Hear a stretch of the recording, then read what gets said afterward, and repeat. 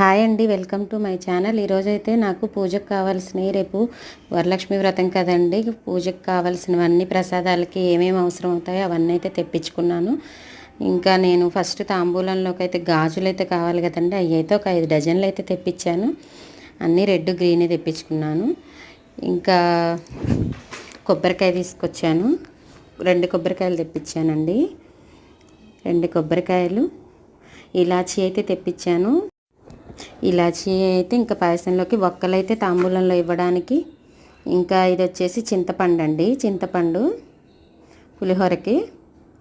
ఇంక ఇవి వచ్చేసి పసుపు కుంకుమ అండి, పసుపు కుంకుమ. ఇంకా ఇవి వచ్చేసి పచ్చెనపప్పు అండి, పూర్ణాలు అవి ప్రసాదంలోకి. ఇంక ఇది వచ్చేసి తెల్ల బెల్లం తీసుకున్నానండి. ఇది వచ్చేసి ఇంకా బెల్లం తెల్లది తీసుకున్నానండి, అరిసెల బెల్లం అయితే బాగుంటుంది పూర్ణాలలోకి. ఇది వచ్చేసి ముగ్గు అండి, ఇంక ఇంటి ముందు అయితే ముగ్గు వేసుకోవడానికి. ఇది వచ్చేసి ఒక్కలు తాంబూలంలో పెట్టడానికండి.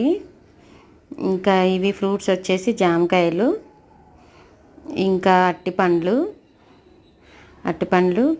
ఇంకా కివీ ఫ్రూట్స్ ఉన్నాయి, ఇంకా దానిమ్మకాయలండి.